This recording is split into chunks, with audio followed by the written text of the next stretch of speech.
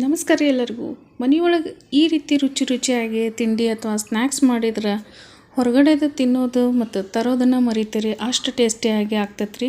ಭಾಳ ಅಂದ್ರೆ ಭಾಳ ಕಡಿಮೆ ಇಂಗ್ರೀಡಿಯೆಂಟ್ಸ್ ಒಳಗೆ ಟೇಸ್ಟಿಯಾಗಿ ರೆಡಿ ಆಗ್ತೈತೆ ಅಂದ್ರೆ ನೀವು ಒಂದು ಸಲ ಯಾಕೆ ಇದನ್ನು ಟ್ರೈ ಮಾಡಬಾರ್ದು ರೀ. ಒಂದು ಸಲ ನೀವು ಇದನ್ನು ಟ್ರೈ ಮಾಡಿದರೆ ಸಾಕು ರೀ. ವಾರದಾಗ ಒಂದು ಸಲ ಅಥವಾ 2 ಸಲ ಮಾಡ್ತೀರಿ. ಅಷ್ಟು ಟೇಸ್ಟಿಯಾಗಿರ್ತೈತೆ ರೀ. ಬರೀ ಹಾಗಿದ್ರೆ ಯಾವ ರೀತಿ ಮಾಡೋದು ಅಂಥೇಳಿ ನೋಡೋಣ. ಮೊದಲಿಗೆ ಇಲ್ಲಿ ನಾನು ಒಂದು 2 ಆಲೂಗಡ್ಡೆನ ತುರಿದು ಬಿಟ್ಟು ತೊಗೊಂಡನ್ರಿ. ಈ ರೀತಿಯಾಗಿ ಸಣ್ಣಗೆ ತುರಿದ್ಬಿಟ್ಟು ತೊಗೊಳ್ಬೇಕಾಗ್ತೈತಿ. ಇದನ್ನು ತುರಿದಾದ್ಮೇಲೆ ಒಂದು ಬೌಲಿಗೆ ಟ್ರಾನ್ಸ್ಫರ್ ಮಾಡಿಬಿಟ್ಟು ಒಂದು 3 ರಿಂದ 4 ಸಲ ಸ್ವಚ್ಛಂಗೆ ತೊಳಿಬೇಕಾಗ್ತೈತೆ ರೀ. ಇದ್ರೊಳಗಿರುವಂಥ ಪೂರ್ತಿ ಸ್ಟಾರ್ಚ್ ಎಲ್ಲ ಹೋಗ್ಬೇಕು ರೀ. ಈಗ ಇದನ್ನು ನೋಡಿರಿ, ನಾನು ಒಂದು 3 ರಿಂದ 4 ಸಲ ತೊಳೆದೇನಿ. ಈ ರೀತಿಯಾಗಿ ಕ್ಲೀನಾಗಿ ನೀರು ಬರಬೇಕು ರೀ. ಅಲ್ಲಿವರೆಗೆ ನಾವು ಇದನ್ನ ತೊಳಿಬೇಕಾಗ್ತೈತಿ. ಈಗ ಇದನ್ನು ಸೈಡ್ ಇಟ್ಟೇನ್ರಿ.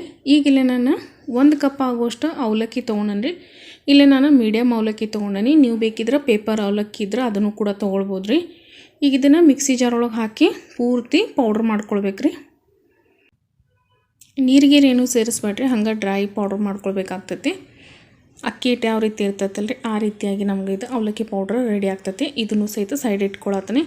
ಈಗ ಇಲ್ಲೇ ಒಂದು ನಾನ್ ಸ್ಟಿಕ್ ಕಡಾಯಿ ತೊಗೊಂಡ್ರಿ. ಇದ್ರೊಳಗೆ ಒಂದು 3 ರಿಂದ 4 ಟೇಬಲ್ ಸ್ಪೂನ್ ಆಗುವಷ್ಟು ಎಣ್ಣೆ ಹಾಕೇನ್ರಿ. ಇಲ್ಲೇ ಒಗ್ಗರಣೆಗೆ ಏನು ಜಾಸ್ತಿ ಎಣ್ಣೆ ಹತ್ತಂಗಿಲ್ಲ ರೀ. ಈಗ ನೋಡಿರಿ, ಇದಕ್ಕೆ 1 ಟೀ ಸ್ಪೂನ್ ಆಗುವಷ್ಟು ಜೀರಿಗೆ ಹಾಕೇನಿ. ಇದ್ರ ಜೊತೆಗೆ 1 ಟೀ ಸ್ಪೂನ್ ಆಗುವಷ್ಟು ಬಡೆ ಸೊಪ್ಪನ್ನ ಹಾಕ್ಕೊಳತ್ತನ್ರಿ. ನೀವು ಬೇಕಿದ್ರೆ ಅಜ್ವಾಯಿನ ಮತ್ತು ಕಲೋಂಜಿ ಕೂಡ ಹಾಕ್ಕೊಳ್ಬೋದು ರೀ. ಈಗ ನೋಡಿರಿ, ಇದನ್ನು ಜಸ್ಟ್ 1-2 ಸೆಕೆಂಡ್ ಫ್ರೈ ಮಾಡ್ಕೊಳ್ಬೇಕಾಗ್ತೈತೆ ರೀ. ಈಗ ಇದು ಫ್ರೈ ಆಗೈತಿ. ಇದಕ್ಕೆ ನಾನು ತೊಳೆದಿಟ್ಟಿರುವಂಥ ಆಲೂಗಡ್ಡೆ ಏನಿತ್ತಲ್ರಿ ಅದನ್ನು ಸೇರಿಸ್ಕೊಳತ್ತೀನಿ. ನೀರೆಲ್ಲ ಪೂರ್ತಿ ತೆಗೆದುಬಿಟ್ಟು ಸೇರಿಸ್ಕೊಳ್ಬೇಕಾಗ್ತೈತೆ ರೀ. ಈಗ ಇದನ್ನು ಆಲೂಗಡ್ಡೆ ಒಂದು 3 ರಿಂದ 4 ನಿಮಿಷ ಚಲೋ ತಂಗ ಫ್ರೈ ಮಾಡ್ಕೊಳ್ಬೇಕಾಗ್ತೈತೆ ರೀ. ಭಾಳ ಅಂದ್ರೆ ಭಾಳ ಸಿಂಪಲ್ಲಾಗಿ ಟೇಸ್ಟಿಯಾಗಿ ರೆಡಿ ಆಗ್ತೈತೆ ರೀ. ನೀವು ಇದನ್ನು ಬೆಳಗ್ಗೆ ತಿಂಡಿಗೂ ಮಾಡ್ಕೊಳ್ಬೋದು ಅಥವಾ ಸಂಜೆಗೆ ಸ್ನ್ಯಾಕ್ಸ್ ರೀತಿಯೂ ಮಾಡ್ಕೊಳ್ಬೋದು ರೀ. ಈಗ ಇದನ್ನು ನೋಡಿರಿ, ಪೂರ್ತಿಯಾಗಿ ಫ್ರೈ ಆಗೈತಿ. ಇದಕ್ಕೆ ನಾನು 2 ಕಪ್ ಆಗುವಷ್ಟು ನೀರನ್ನ ಸೇರಿಸ್ಕೊಳತ್ತೀನಿ. ಈಗ ಇದಕ್ಕೆ ಒಂದು 1/4 ಟೀ ಸ್ಪೂನ್ ಆಗುವಷ್ಟು ಅರಿಶಿನ ಪುಡಿ ಹಾಕ್ಕೊಳತ್ತೀನಿ ರೀ. ಹಂಗೆ 1 ಟೀ ಸ್ಪೂನ್ ಆಗುವಷ್ಟು ಅಚ್ಚ ಖಾರದ ಪುಡಿ ಹಾಕ್ಕೊಳತ್ತೀನಿ. ರುಚಿಗೆ ತಕ್ಕಷ್ಟು ಉಪ್ಪನ್ನ ಸೇರಿಸ್ಕೊಳತ್ತೀನಿ ರೀ. ಈಗ ಇದನ್ನು ಏನೈತಲ್ರಿ ಒಂದು ಸಲ ಮಿಕ್ಸ್ ಮಾಡ್ಕೊಳತ್ತೀನಿ. ಇಲ್ಲೇ ನಾನು ಇದಕ್ಕೆ ಒಂದು ಪೂರ್ತಿಯಾಗಿ ಲಿಂಬೆಹಣ್ಣು ಹಿಂಡ್ಕೊಳತ್ತೀನಿ ರೀ. ನೀವು ಲಿಂಬೆಹಣ್ಣು ಹಾಕಲಿಲ್ಲ ಅಂದ್ರೆ ಚಾಟ್ ಮಸಾಲ ಅಥವಾ ಆಮ್ಚೂರ್ ಪೌಡ್ರನ್ನ ಹಾಕ್ಕೊಳ್ಬೋದು ರೀ. ಈಗ ಇದಕ್ಕೆ ಸ್ವಲ್ಪ ಕೊತ್ತಂಬರಿ ಸೊಪ್ಪು ಸೇರಿಸ್ಕೊಳತ್ತೀನಿ. ಈಗ ಇದನ್ನು ಮಿಕ್ಸ್ ಮಾಡ್ಕೊಳತ್ತೀನಿ ರೀ. ಈಗ ನೋಡ್ತಿರ್ಬೋದು ರೀ, ಪೂರ್ತಿಯಾಗಿ ಕುದಿ ಬಂದೈತಿ. ಗ್ಯಾಸ್ನ ನಾನು ಲೋ ಫ್ಲೇಮ್ ಒಳಗೆ ಇಟ್ಬಿಟ್ಟು ಇದಕ್ಕೆ ಅವಲಕ್ಕಿ ಏನು ಪೌಡ್ರ್ ಮಾಡಿಟ್ಟಿದ್ನಲ್ರಿ ಅದನ್ನು ಸೇರಿಸ್ಕೊಳತ್ತೀನಿ. ಅವಲಕ್ಕಿ ಪೌಡ್ರ್ ಹಾಕಿದ ತಕ್ಷಣ ಇದಕ್ಕೆ ನಾನು ಇಲ್ಲಿ 1/2 ಕಪ್ ಆಗುವಷ್ಟು ರವೆ ಸೇರಿಸ್ಕೊಳತ್ತೀನಿ ರೀ. ಇದು ಬಾಂಬೆ ರವೆ ಹಾಕ್ಕೊಳತ್ತೀನಿ. ನೀವು ಬೇಕಿದ್ರೆ ಚಿರೋಟಿ ರವೆ ಇತ್ತಂದ್ರೆ ಅದನ್ನು ಕೂಡ ಹಾಕ್ಕೊಳ್ಬೋದು ರೀ. 2ರೊಳಗೆ ಯಾವುದರೇ ಒಂದು ಯೂಸ್ ಮಾಡಿರಿ. ಈಗ ನೋಡಿರಿ, ಇದನ್ನ ಏನೈತಲ್ರಿ ಪೂರ್ತಿಯಾಗಿ ಚಲೋ ತಂಗ ಮಿಕ್ಸ್ ಮಾಡ್ಕೊಳ್ತಾ ಇರ್ಬೇಕು ರೀ. ನಾನ್ ಸ್ಟಿಕ್ ಕಡಾಯಿ ಒಳಗೆ ಮಾಡತ್ತೀನಿ ರೀ. ಅದ್ರ ಸಂಬಂಧ ತಳ ಹಿಡಿಯೋ ಯಾವುದೋ ಒಂದು ಚಾನ್ಸ್ ಇರೋಂಗಿಲ್ಲ ಅಂತ ಹೇಳ್ಬೋದು ರೀ. ಆರಾಮ್ಸೆ ಮಾಡ್ಕೊಳ್ಬೋದು. ಈಗ ನೋಡಿರಿ, ಇದು ಗಟ್ಟಿ ಹಾಕೋದು ಬಂದಾಗ ಈ ರೀತಿಯಾಗಿ ಕಡಾಯಿ ಬಿಟ್ಕೊತ ಬರ್ತೈತಿ. ಈಗ ಏನೈತಲ್ರಿ, ಇದಕ್ಕೆ ನಾನು ಇನ್ನೊಂದು ಸ್ವಲ್ಪ ಕೊತ್ತಂಬರಿ ಸೊಪ್ಪನ್ನ ಸೇರಿಸ್ಕೊಳತ್ತೀನಿ. ನೀವು ಬೇಕಿದ್ರೆ ಹಾಕ್ಕೊಳ್ಬೋದು, ಇಲ್ಲಾಂದ್ರೆ ಸ್ಕಿಪ್ ಮಾಡ್ಕೊಳ್ಬೋದು ರೀ. ಹಾಕಿದ್ರೆ ಟೇಸ್ಟ್ ಮಸ್ತಾಗಿ ಇರ್ತೈತೆ ರೀ. ಈಗ ನೋಡಿರಿ, ಇದು ಮಿನಿಮಮ್ ಒಂದು 4 ರಿಂದ 5 ನಿಮಿಷ ಇದನ್ನು ಈ ರೀತಿಯಾಗಿ ನಾವು ಬೇಯಿಸ್ಕೊಳ್ಬೇಕಾಗ್ತೈತೆ ರೀ. ಈಗ ಇದು ಪೂರ್ತಿಯಾಗಿ ರೆಡಿ ಆಗೈತೆ ರೀ. ಗ್ಯಾಸ್ ಫ್ಲೇಮ್ನ ಆಫ್ ಮಾಡಿಕೊಂಡು ಇದನ್ನು ನಾನು ಒಂದು ಚಾಪಿಂಗ್ ಬೋರ್ಡ್ ಮೇಲೆ ತಕ್ಕೊಳತ್ತೀನಿ. ಚಾಪಿಂಗ್ ಬೋರ್ಡ್ಗೆ ಸ್ವಲ್ಪನ ಎಣ್ಣೆ ಹಚ್ಚಿಬಿಟ್ಟು ಇಟ್ಟಿದ್ದೀರಿ.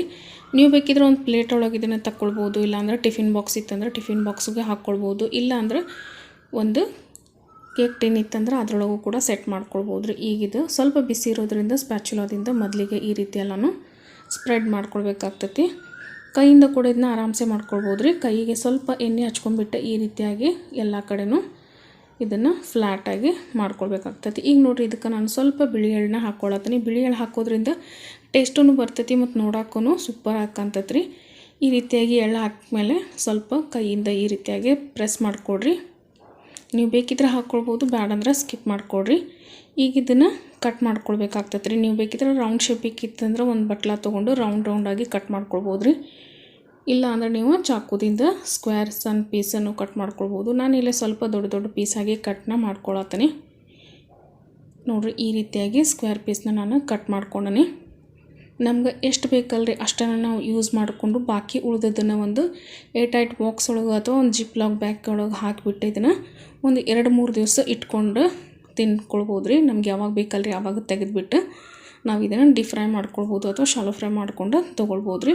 ಈಗ ನೋಡಿರಿ ಇದನ್ನು ನಾನು ಎಲ್ಲನೂ ಒಂದು ಪ್ಲೇಟ್ ಒಳಗೆ ಹಾಕಿ ರೆಡಿ ಮಾಡಿ ಇಟ್ಕೊಂಡೀನಿ.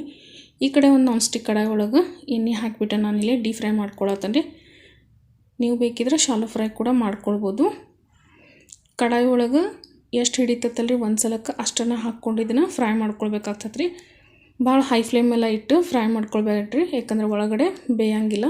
ಇಲ್ಲಿ ನಾನು ಮೀಡಿಯಮ್ ಫ್ಲೇಮ್ ಒಳಗೆ ಇದನ್ನು ಬೇಯಿಸ್ಕೊಳತ್ತೀನಿ. ಎರಡೂ ಸೈಡು ಪೂರ್ತಿಯಾಗಿ ಗೋಲ್ಡನ್ ಕಲರ್ ಬರೋವರೆಗೆ ಇದನ್ನು ಫ್ರೈ ಮಾಡ್ಕೊಳ್ಬೇಕ್ರಿ. ಪೂರ್ತಿಯಾಗಿ ಕ್ರಿಸ್ಪಿ ಆಗೋವರೆಗೆ ಚೆನ್ನಾಗಿ ಇದನ್ನು ಫ್ರೈ ಮಾಡ್ಕೊಂಡ್ರೆ ಸಾಕು ನೋಡಿರಿ. ಸೂಪರಾಗಿರುವಂಥ ತಿಂಡಿ ಅಥವಾ ಸ್ನ್ಯಾಕ್ಸ್ ರೆಡಿ ಆಗ್ತೈತೆ ರೀ. ನೀವು ಸಹಿತ ಇದನ್ನ ಖಂಡಿತ ಒಂದು ಸಲ ಟ್ರೈ ಮಾಡ್ತೀರಾ ಅಂತ ತಿಳ್ಕೊತೀನಿ. ಈಗ ನೋಡಿರಿ ಇದು ಪೂರ್ತಿಯಾಗಿ ಫ್ರೈ ಮಾಡ್ಕೊಂಡನಿ. ಇದನ್ನು ಒಂದು ಪ್ಲೇಟ್ ಒಳಗೆ ತಕ್ಕೊಳತ್ತೀನಿ. ಇದೇ ರೀತಿಯಾಗಿ ಉಳಿದಿರುವಂಥದ್ದನ್ನು ನಾನು ಡೀಪ್ ಫ್ರೈ ಮಾಡಿ ತಕ್ಕೊಳತ್ತೀನಿ ರೀ. ಇದನ್ನು ನೀವು ಹಂಗನೂ ತಿನ್ಬೋದು ರೀ, ಅಥವಾ ಸಾಸ್ ಜೊತೆನೂ ತಿನ್ಬೋದು, ಇಲ್ಲಾಂದ್ರೆ ಸ್ಯಾಂಡ್ವಿಚ್ ಚಟ್ನಿ ಇತ್ತಂದ್ರೆ ಅದ್ರ ಜೊತೆನೂ ತಿನ್ಬೋದು ರೀ. ಭಾಳ ಅಂದ್ರೆ ಭಾಳ ಸೂಪರಾಗಿರ್ತೈತಿ. ಮನೆ ಮಂದಿನೂ ಈ ರೀತಿಯಾಗಿ ಹೊಸದಾಗಿ ಏನಾರು ತಿಂಡಿ ಮಾಡಿಕೊಟ್ಟಾಗ ಭಾಳ ಅಂದ್ರೆ ಭಾಳ ಖುಷಿಯಾಗಿ ಇಷ್ಟಪಟ್ಟು ತಿಂತಾರೆ. ಭಾಳ ಅಂದ್ರೆ ಭಾಳ ಈಸಿಯಾಗಿ ರೆಡಿ ಆಗ್ತೈತೆ ರೀ. ನೀವು ಇದನ್ನು ಬೆಳಗ್ಗೆ ತಿಂಡಿಗೂ ಮಾಡ್ಕೊಳ್ಬೋದು ರೀ, ಸಂಜೆಗೆ ಸ್ನ್ಯಾಕ್ಸ್ ರೀತಿನೂ ತಿನ್ಬೋದು ರೀ. ಭಾಳ ಅಂದ್ರೆ ಭಾಳ ಸೂಪರಾಗಿ ಈಸಿ ಆಗುವಂಥ ಈ ಬ್ರೇಕ್ಫಾಸ್ಟ್ ರೆಸಿಪಿ ಅಥವಾ ಸ್ನ್ಯಾಕ್ಸ್ ರೆಸಿಪಿ ನಿಮಗೂ ಇಷ್ಟ ಆಗೈತೆ ಅಂತ ತಿಳ್ಕೊತೀನಿ ರೀ. ಇಷ್ಟ ಆಗಿತ್ತಂದ್ರೆ ನಮ್ಮ ಚಾನಲ್ನ ಸಬ್ಸ್ಕ್ರೈಬ್ ಮಾಡಿಕೊಂಡು ವಿಡಿಯೋಗಳು ನೋಡಿರಿ, ಸಪೋರ್ಟ್ ಮಾಡಿರಿ. ಹಾಗೆ ಈ ವಿಡಿಯೋನು ಇಷ್ಟ ಆಗಿದ್ರೆ ಒಂದು ಲೈಕ್ ಕೊಟ್ಟು ಹೆಚ್ಚಿನ ಸಪೋರ್ಟ್ ಮಾಡಿರಿ ಅಂತ ಕೇಳ್ತೀನಿ.